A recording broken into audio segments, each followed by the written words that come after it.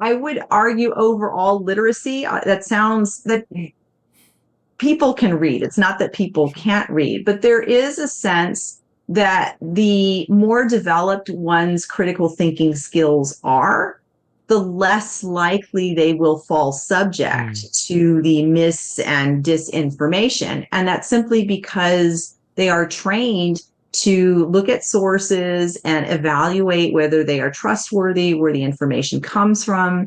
The things that we are teaching our students to be critical consumers of any kind of information. So, not just social media Yeah. information, but really anything.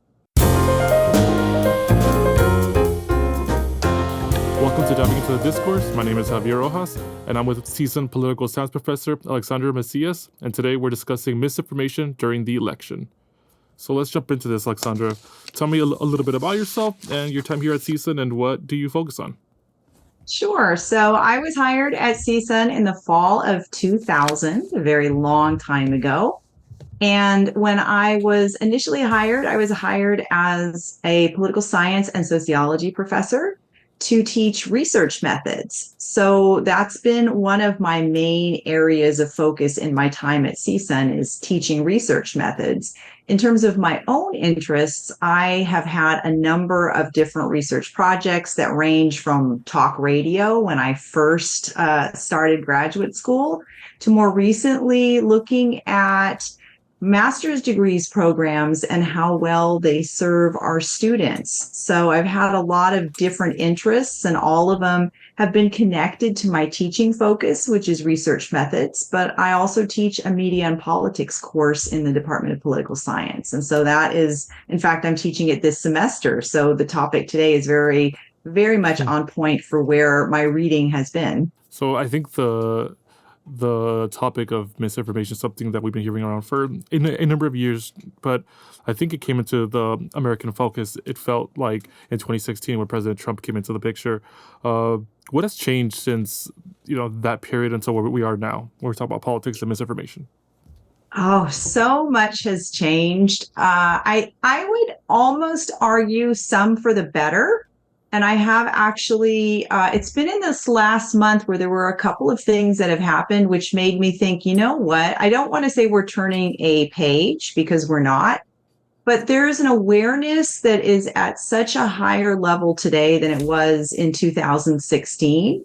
And I'll actually point to the vice presidential debate that just took place last night. And more specifically, the fact that one of the candidates made mention of an agreement that there Mm. was not to be real time fact checking during the vice presidential debate. And I thought that was extremely interesting because it suggests that not only is there an awareness of misinformation, but there is now, I don't want to say a social stigma, but it strikes Mm. me as a good thing that people are aware it exists and don't necessarily want to be tied with it. I would also say that what struck me with the same candidate was they had an interview on CNN. And during that interview, the candidate implied, or didn't imply, but came out and said, I needed to make this story up, or admitted to Yes. making the story up, that cats and dogs were being eaten in Springfield, Ohio, and that there was a need to do so that the topic could be discussed. Interesting. So those two instances really made my head swivel because on the one hand, there's a recognition that there's misinformation and there is a lack of desire to be associated with misinformation. But at the same time, there's an acknowledgement of its use. And the way that I see it, if there is something that is in our society that is now being increasingly perceived as negative, that really is a good sign, especially if it is a negative thing. Mm. So I see this in a positive way, but that doesn't mean that the problem doesn't exist, Yeah. and it doesn't mean that the problem is even bigger than it was in 2016. It just means that in terms of our society, and not just our society, but many across the world, this is something that people are now aware of and paying attention to. Interesting. I think there's some people would say there's a negative connotation with the word misinformation. People want to say misleading, even. Mhm. What do you think about that? About the way you describe it? Because misinformation, people will like shut you down in a way. I think that's something that I've seen. What do you think? Yeah, yeah. Actually, it's interesting. Again, I'm teaching media and politics this semester, and in my lecture in class yesterday, we were discussing a couple of chapters from a book that's called Fake News. Hmm. And I assigned a couple chapters out of this large book. And the chapters that I assigned included one of them, which actually describes what is referred to as information disorder. Okay. And what the author goes through is different kinds of information disorder. So when we hear the term misinformation, at least the way that this book indicated or defined it, it was defined as false information shared by someone who believes it to be true. Hmm. So if you, and I actually did this in class yesterday. I shared a news story and I got one of the locations wrong. And I actually sent my students today a fact check. And I said, given during the lecture that I said something and gave the wrong location, here's the actual article that has the actual information. So I corrected the record. That is different from what the author of this chapter refers to as disinformation, which is false information shared with knowledge of its untruth or lack Hmm. of truth and intentionally shared. So there is an intent that is different from misinformation. So misinformation is simply the wrong information that is shared. I did that in my class. Occasionally news outlets will do that if there's a breaking news Hmm. story. They'll share something, they'll get the information incorrectly. Disinformation is more of a deliberate sharing of false information. And then there's a third category, which I had never actually heard before until I started teaching out of this book, called malinformation. And the idea of malinformation is information that's based in reality, but the intent in terms of sharing it is to do harm. So, in terms of what we are understanding with respect to information disorder, we can look at different levels of where it comes from. In other words, is it a mistake? Is it constructed and knowingly false? Or is it true? But the intent will determine its essential purpose. Hmm. So, do you mistakenly share something? Do you share something on purpose that's false to harm? Or do you share something on purpose that's harmful in order to harm? So, there's so many different levels around this phenomena. And I think that's an interesting takeoff point in terms of understanding what we're talking about. Interesting. So we have misinformation, disinformation, and malinformation, correct? So Mhm. with all that being said, who is who is going to be the arbitrator of finding the truth in this? I think it's hard because, if my mom, who's not that great on Facebook, is going through this feed, who's going to be to decide the truth on this? I think that's what people get angry about. But fact checking. Yeah, yeah. And that was something that, so going back to your initial question that Yeah, had to do with 2016 yeah. and the presidential election, there were a number of deep dives into what actually happened. And you may remember at that time, Zuckerberg from Facebook testified before Congress. Facebook made these changes with respect to posting information, or one would get a little notification that this might be false. Those were the days when Twitter would essentially ask you, do you really want to share this? Yeah. It may not be true, or you didn't read the article or something like that. So there was a lot of emphasis with respect to the social media entities. And in fact, if you look at the major entities like Meta, which was Facebook, or X, which was Twitter, or YouTube, or Reddit, TikTok, Snapchat, I'm going through, there's so many of these things. The sort of largest entities, so Facebook or Meta, I should say, and YouTube, they have very lengthy policies that speak to the prohibition of sharing misinformation or disinformation related to the election. So places like YouTube, places like Facebook, places like Instagram, they will have this policy that prohibits that. The policy extends to whether ads can be purchased related to electioneering. So there's a lot of work from the sort of media venue side.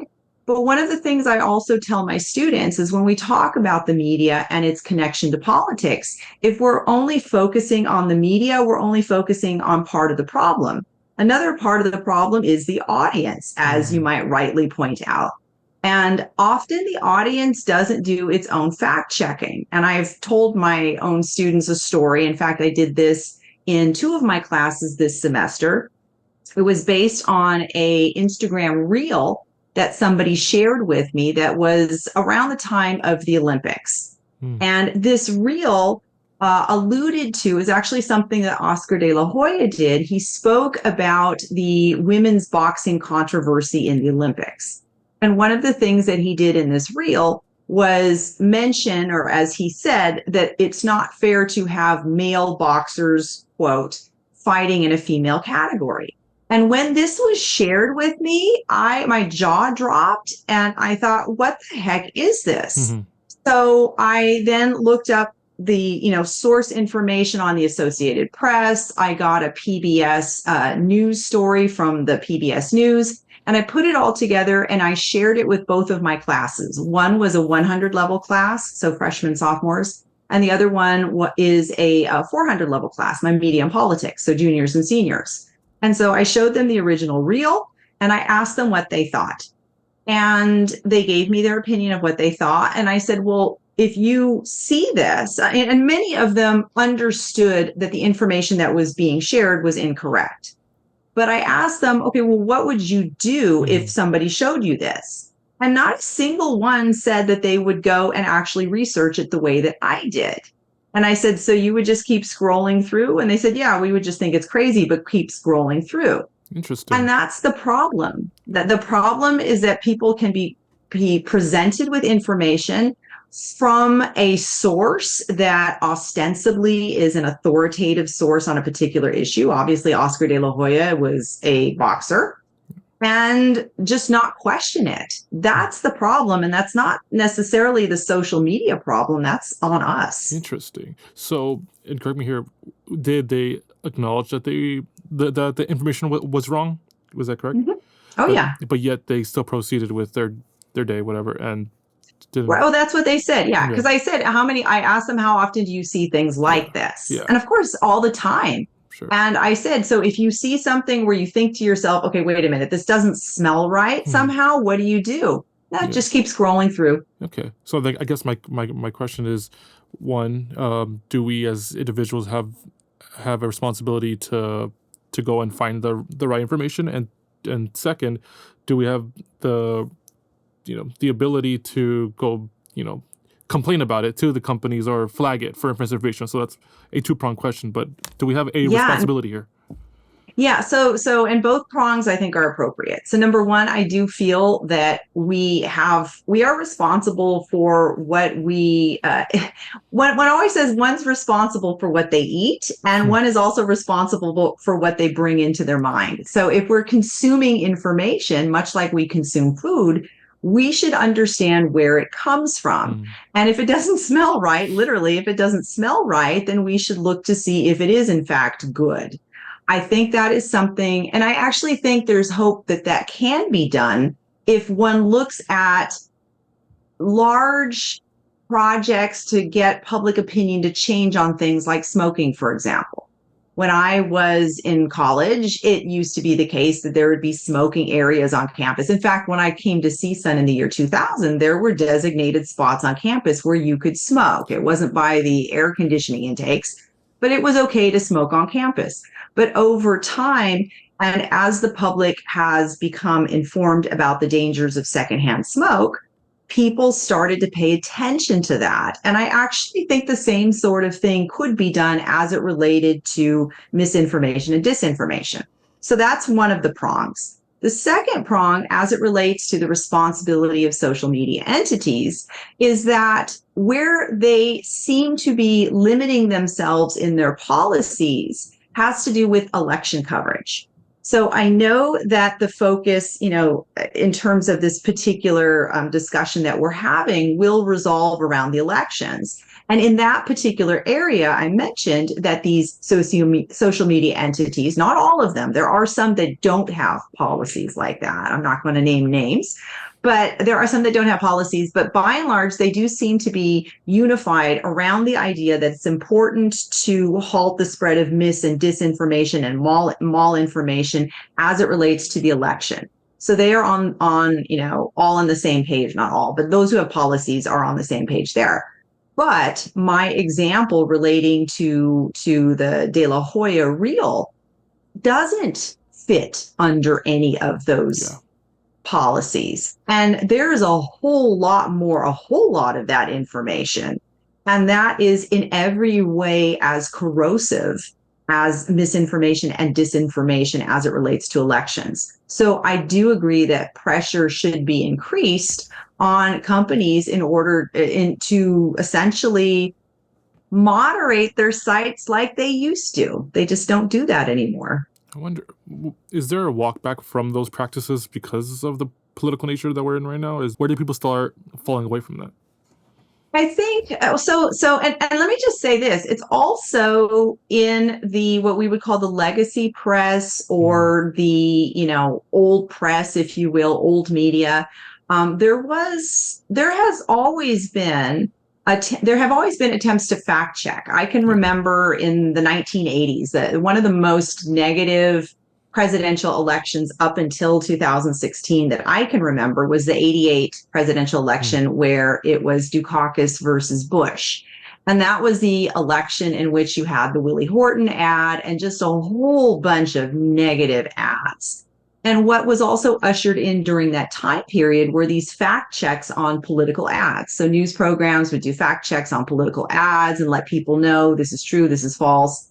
And there was a continuance of that practice. But what ended up happening in 2016 is that the sheer amount of misinformation, disinformation grew. And the reason why it grew so quickly was the way in which it was transmitted. So social media allows for a quick transmission of information that can also have a much larger capacity than these legacy media sources. So going back to this book that I was lecturing on yesterday, there was a quotation referencing the BBC, or British Broadcasting Corporation, and they had discussions early on, right after this fake news era started, if you will, in 2016, where they deliberated, do we have to, or do we fact check every single story that we report? Because the outcome of that might be that if we don't fact check a story that happens to be false, right? If something gets past us, then people are going to believe it to be true. In other words, if you put onto journalists the responsibility to fact check everything, then people are going to expect it for everything, which then means that there is a certain cyclical effect that journalists are now going to be spending time fact checking stories and perhaps not actually reporting on other stories. So there is a huge load of information that is probably a little too much for journalists alone to do fact checking on. How has this election cycle gone in terms of combating misinformation so far? What are your thoughts on it? For the Harris and Trump debate, there was real-time fact checking during the debate. I know it's not the first debate to have employed that, but it really was something that was pointed out when people at home were watching, that they knew it was happening. And like I said, Vance's comment just last night saying, hey, we weren't supposed to be fact checking. That to me says that we are turning a page in terms of it is now, I don't want to say expected, but it has become a common practice that fact checking takes place to the extent that we see it in real time. We didn't used to see that. We would watch debates or we would hear a speech, and after the speech, you would have a fact checker come on. But I've now seen both debates and speeches given where there would be at the bottom of the screen some kind of fact checking going on in real time. How does AI fall into this now? I know that that's something that people are barely getting to accept. You know, this technology is out there and it's going to be used for good and then sometimes bad. One of the first things think of is Donald Trump's tweet. I think of Taylor Swift, something that she endorsed, Right. which is fake, and that was AI. What are your thoughts on Right. AI when it comes to misinformation? Yeah, well, number one, okay, so I just want to say, as a side note, Yeah. I mentioned that a lot of the social media companies do have these policies that specifically rule out different types of mis and disinformation, including what they call altered images. Hmm. So there is an actual in a lot of these policies and that I actually think extends past elections. So that is one area where it's not just based on, okay, this has to do with politics, but they do have policies that prohibit the use of altered images like what you're Yeah. referring to, the Taylor Swift one. It is the case that Truth Social does not have that particular policy, just so you know, just for the record. So that is something on social media that would become harder and harder or that is something that's recognized that is a sort of line that the social media companies are not going to allow people to cross so readily. But I'll talk about also what the average person thinks about ChatGPT, Mm. because we do know that younger people are more likely to use ChatGPT as they are more likely to use social media as a main source of their news. So this is in much the same basket of information. There is a difference, however, and let me just say, I get a lot of my information about social media and about misinformation and ChatGPT from the Pew Research Center, which does a great deal of research on media habits, media usage in the United States. And this year, they have looked at social media usage, whether or what percentage of people in the United States use social media as their main source of news, and what people in the United States think of ChatGPT. Hmm. And what they came out with this year was a small study that indicated that trust in ChatGPT as a source of information is actually not as high as you might think. That they quoted saying that 4 out of 10 people do not trust the information.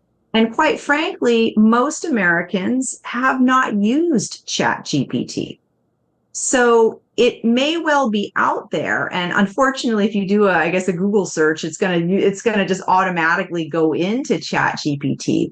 But it's not at the point where people just trust it automatically. So that is something where there could actually be some movement to make sure that it doesn't get out of control. And in fact, I think there's been some work up in the California government, in the state legislature, and the governor's office to pay attention to it. So I know that is something that will be focused on moving forward. Interesting. I'd like to see where this topic is when it comes to AI misinformation in 2028. I'm sure things are going to change by then, but Hopefully. yeah. This is kind of connected to this, and you brought it up earlier. When it comes to the topic of media literacy, I think Mm-hmm. these with misinformation and media literacy have, they go hand in hand here. How important is it for this next generation or just youth in general that are coming up to be media literate and whatever they see to investigate and look into it? I'm very interested in that. Yeah, I feel that it is one of the most important things that we as educators can emphasize, especially in a course, especially in my media and politics course for sure. But I'm also teaching Political Science 155, which is Intro to US Government. And so that makes all the sense in the world to introduce it in that course. And I've done that. One of the things we know about media literacy is that there is something of a connection to just overall, I would argue, overall literacy. That people can read. It's not that people Sure. can't read, but there is a sense that the more developed one's critical thinking skills are, the less likely they will fall subject Mm. to the mis and disinformation. And that's simply because they are trained to look at sources and evaluate whether they are trustworthy, where the information comes from. The things that we are teaching our students to be critical consumers of any kind of information. So not just social media Yeah. information, but really anything. Yeah. And how I would assume as youth are using phones more younger than ever, or they're getting these trends. Many of them are obviously not familiar with traditional news media. I think I speak to some youth, and it seems like that's a practice that's not in their world, or just it just feels outdated to them. So my thought would be, okay, they're getting most of the information off of Instagram, Reels, X, Facebook. Uh, is that just something we have to accept, that they're going to be going to these mediums, and part of that there comes some risk as well? Yeah, it's very convenient to pull out your phone and get a push notification. And in fact, I do that. I don't even have a paper version of the newspaper. I probably Mhm. stopped about 4 years ago, but I do subscribe to three newspapers and I do get them on my phone. So I still, quote, read newspapers, although during the day it will be on my phone. I am fortunate enough to teach political science students who get a lot of the same kind of notifications from legacy sources. So it's not unheard of in my particular department, but I can't necessarily speak to everyone. I am a mother of four children, and only one of them is a political science major. So my other children went to college with other majors. And I know while they pay attention to the news, it's not at the same level of actually getting a newspaper subscription and having that come to their phone. Sure. Interesting. Habits are changing, and I think we're all gonna have to adjust somehow. And I think these companies are hopefully gonna have a say in this. They're gonna go towards the truth. Trying to dispel any disinformation, misinformation, or malinformation. Uh, Looking at the so going back to the election here, recent polls have shown this thing's pretty close. 50-50 seems like, it seems like a toss up so far. We have so many swing states that are up in small margins. Where does misinformation fall into this? I feel that there's going to be a sizable population that's going to fall into maybe a lie or something, and it might have an effect on the outcome of this election. Where do you stand on that? Right. So this actually, again, this ties into my media and politics class. One of the units in the class that we go through is a component that references the effects of the media on individuals. And when I start that component of the course, I reference the idea that there are different information strata in society. In other words, when we look at society, we can classify people according to what you would refer to as media literacy. So at the sort of very apex of a pyramid, if you will, are what we would call the attentive public. So the attentive public, those are the people who regularly follow the news. They tend to have higher levels of education. They don't just follow the news, but they follow it across different media venues. And that's a hallmark of this attentive public. So they might get news from, quote, social media, but they also read newspapers. They might listen to uh, a radio news, they might watch television news, but the hallmark is multiple media venues. And I make that also clear to my students that when we talk about media, it's not just particular sources like ABC News or NPR. It's also venues. So it's radio, it's television, it's social media. And that combination, the venue plus the organization, has a huge influence on the news product that comes out. So if you're part of the attentive public, you are getting multiple sources, meaning multiple organizations, and multiple forms or products. And what that does is that insulates you from the misinformation or the disinformation. Occasionally, there is misinformation. There's a mistake that gets out. I did that in my own class, so we're not infallible, but one is less likely to fall prey to that. So that part of the population, they are going to be consistent voters, okay? And we could refer to them as likely or voters who go all the time. They tend to have higher levels of political interest, and they are by and large made up in terms of which way they will vote. So when you look at the polls and you see certain percentages that indicate that they would support Trump or certain percentages that would support Harris, those are our likely voters or our attentive public. But after that group, and we'll say that group is, let's say, 20% of the population, okay? After that group, you would have what we refer to as the latent public. So this is a group of people who will get information from a news source. So they might watch television news, or they might, have a social media site, but they aren't as let's just say news junkies like your attentives. So they follow the news, but what happens with them is once they are activated, if you will, so they go from latent to being activated. Once they're activated about something, they will follow the news as closely as the attentive public. So they can be turned on to a story if something hits that's of a high level of salience. And that's probably about 25% of the population. Okay. So within that group, you'll have some voters. You might have a couple of undecideds, but it's our third category. And our third category is not the attentive or not the latent, but the sort of inattentive public. So they are people who will vote, maybe. They will probably not pay as close attention to the news. But given that it's an election year, they might have a sense of, okay, it's civic responsibility. Mr. Wood in middle school said I should vote when I'm a grown-up, so it's now time for me to vote. And that's the part of the public that would be most susceptible. There is a fourth category, and that's what we would refer to as the apathetic public. And those are the people that really don't care about politics, aren't registered to vote, don't follow any public affairs, current affairs. We all know people like that. It's a much smaller group. Yeah.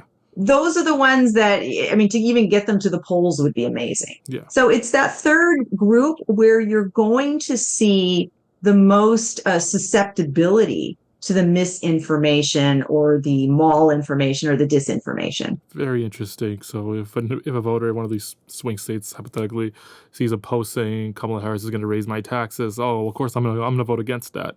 And on the other side, they see that Trump is full on, for tax cuts for the rich, and they're going to vote against you. So people could fall into either side, but that's a very interesting. Yeah. Well, and it's important to understand, right? Everything that I've said there puts the responsibility on the people themselves and their level of media literacy. So if you are a person who you don't go out of your way to look at multiple sources of information, and by that I mean not just, okay, I'm watching ABC or I'm watching, Fox News, but it's also, I'm going to read a newspaper. So if you only stick to one media venue, you're likely to miss something. And that's the point about media literacy, is don't just limit yourself to one kind of media venue. Listen to a podcast, read a newspaper, and then go on social media. Do something like that. Yeah, seems like there's more work to be done than just taking one source in. With all this being said, where do you think the topic of misinformation is going? Just let's fast forward to the next 4 years, this next election cycle. Do we have a bigger responsibility to combat misinformation? Where and who are the leaders taking the lead on this? Right. So again, I referenced the idea that there was just a bill up in Sacramento that the governor did not sign into law. And this particular bill was one that would put some regulations on artificial intelligence. I don't believe that particular issue is dead. So there will be more bills forthcoming. So, and let's just also put on the record here that in California, we've also had laws passed that have protected our information. So if you're in California and you go online, you are always told that this particular site saves your cookies. Do you want to opt out or not? It's California. It's not the entire United States, but it's California. So I would argue that at least in our state, there are some people that are paying attention to this.